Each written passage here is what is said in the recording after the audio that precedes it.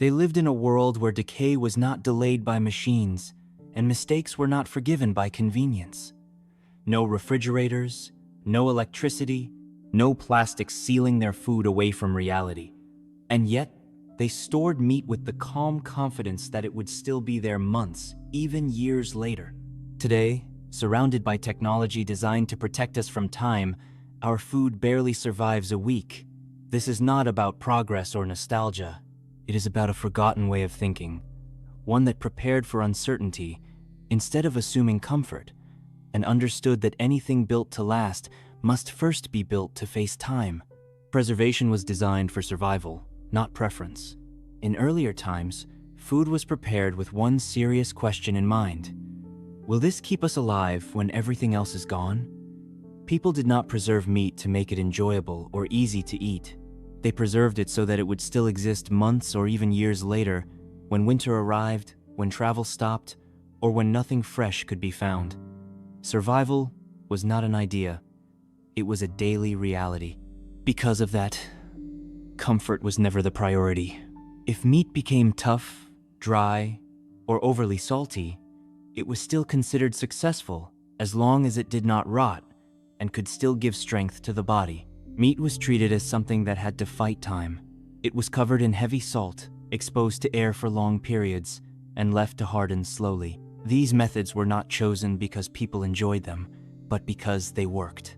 The goal was not softness or taste in the moment, but reliability in the future. A piece of meat that could be eaten after a year was more valuable than one that tasted good for a few days and then spoiled. Today, the purpose of food has quietly changed. Modern meat is made to feel good immediately. It is soft, mild, and easy to cook, but it is not built to survive time. Everything about it is designed for quick use and quick replacement. When survival is no longer the main goal, long life becomes unnecessary. And when something is no longer necessary, it slowly disappears. That is why food now fails quickly, not because we lack knowledge, but because we no longer demand endurance from what we consume. Food processing was slow because failure had consequences. In earlier times, food was prepared slowly because mistakes were not forgiven. If meat spoiled, there was no backup plan waiting. No market to return to, no delivery arriving tomorrow, no extra money set aside to replace what was lost. Spoiled food meant real hunger, and sometimes it meant weakness during seasons when strength was already scarce. Because the cost of failure was so high, people learned to be careful in ways that modern life rarely requires. Every step of food processing was watched closely. Salt was measured by experience, not by guesswork. Drying time was judged by touch, smell, and patience. Meat was checked again and again, not because people were obsessed, but because they understood that one careless decision could ruin months of preparation. Slowness was not a luxury.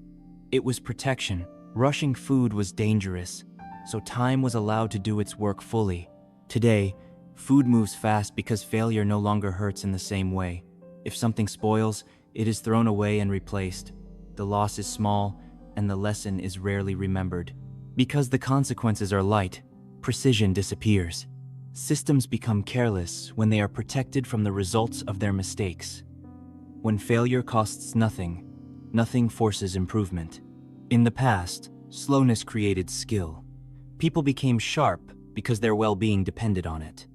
Modern speed creates comfort, but comfort removes the pressure that once made food strong and reliable.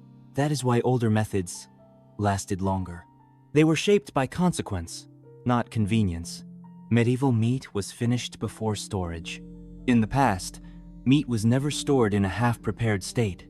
Before it was set aside, it had already been fully changed into something that could resist time.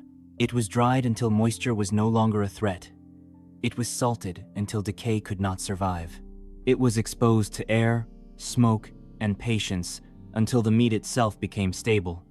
Storage was not a place where preservation began. Storage was the final step, used only after the work was complete. People understood that raw meat left unfinished would always try to return to rot. So they did not rely on conditions to slow decay. They relied on transformation to stop it. By the time meat was stored, it no longer behaved like fresh flesh. It had become something tougher, harder, and far more resilient. Time was no longer its enemy, because time had already done its work. Modern meat is handled very differently. It is placed into storage while it is still vulnerable. Moisture remains inside it. Bacteria are only slowed, not removed. Refrigeration does not finish the meat, it only delays what will eventually happen. As long as the cold holds, the meat appears safe. But the moment conditions change, decay continues exactly where it left off. This is why modern meat feels fragile. It depends on perfect conditions to survive. Medieval meat depended on its own state. One was built to stand on its own, the other to be constantly supported. Longevity comes from completion, not protection. When something is fully prepared, it does not need to be rescued by machines to last. Preservation happened close to the source.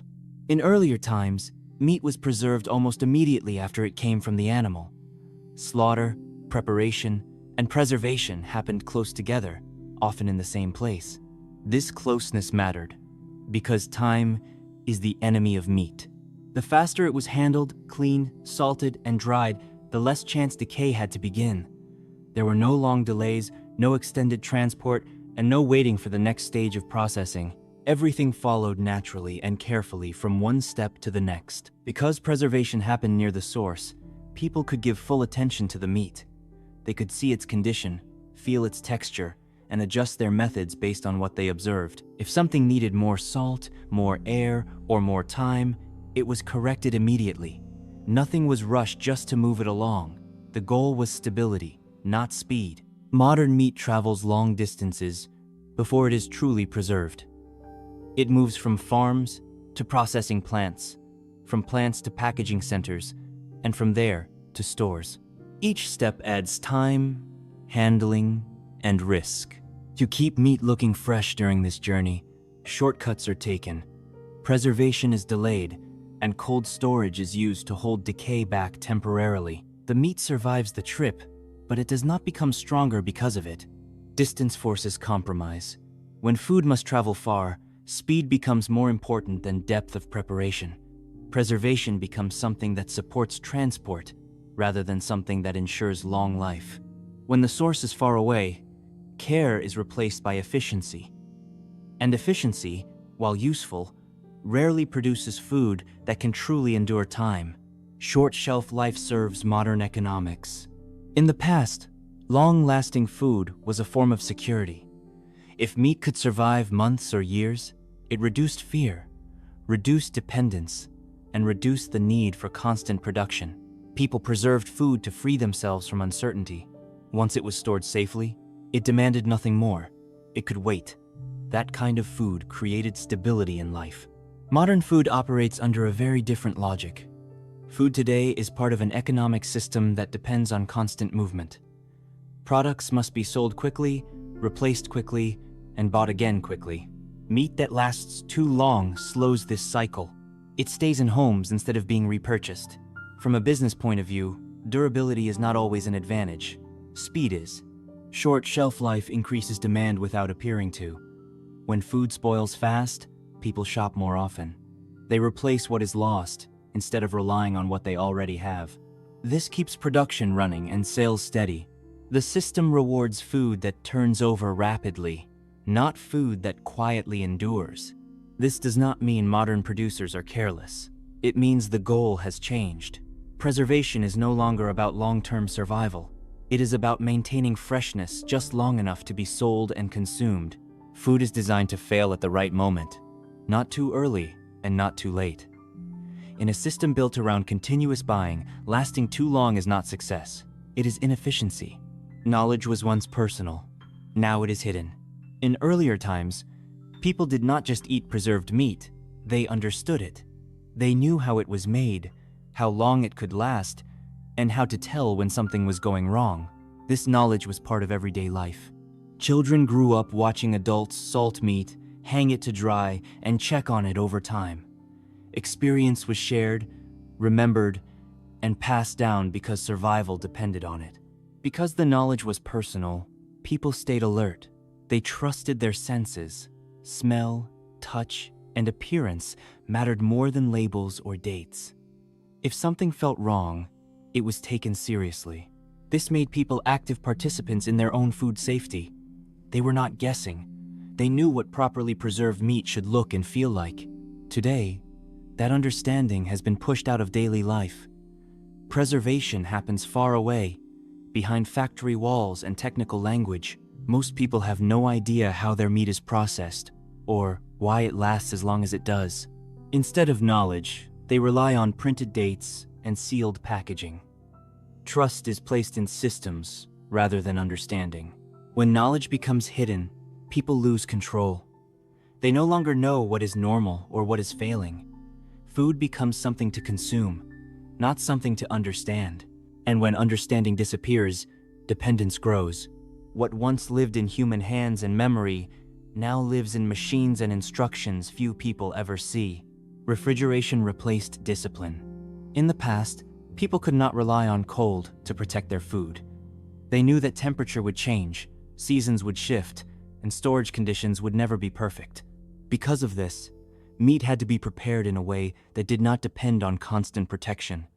It had to survive heat, time, and uncertainty on its own. This required discipline. Meat was fully dried, heavily salted, and carefully transformed so that decay had no space to grow. Refrigeration changed this relationship completely. Instead of changing the meat, we changed the environment around it. Cold slows decay, but it does not remove it. Bacteria are not defeated, they are paused. This made it possible to store meat that was never truly prepared to last. As long as electricity flows and machines work, the food appears safe. This shift reduced the need for care and patience. Preservation became easier, faster, and less demanding. But it also became fragile. When power fails, transport is delayed, or temperature rises even briefly, the weakness of the system is exposed. Meat that was never disciplined by proper preservation collapses quickly when support disappears. Older methods assumed interruption. They were built for a world where things go wrong. Modern methods assume continuity. They work only as long as everything functions perfectly. Discipline creates strength. Dependence creates vulnerability. When cold replaced careful preparation, durability was quietly traded for convenience. The difference is not technology, it is time horizon. In earlier times, people planned their lives far ahead because they had no choice. Seasons controlled everything. Winter meant scarcity, travel could stop without warning, and fresh food could disappear for months. Because of this, food was prepared with the future in mind. Meat was preserved not for next week, but for unknown months ahead. Time was treated as something that must be respected and prepared for, not something to escape. Modern life operates on a much shorter view of time. Most food is bought with the expectation that it will be eaten soon and replaced just as easily. Stores are always nearby, supply chains are assumed to be stable, and tomorrow is taken for granted. Because the future feels secure, food no longer needs to endure. It only needs to last until the next purchase. This change in planning alters everything. When people stop thinking in seasons and years, durability loses its importance. Systems are built to work today, not to survive disruption. Food becomes temporary because life itself is treated as uninterrupted. The tools are more advanced, but the thinking is narrower. The difference between then and now is not knowledge or technology. It is how far ahead people prepare. When the time horizon shrinks, endurance fades. What we build reflects how long we expect it to last. And food, like everything else, follows the mindset of the people who create it.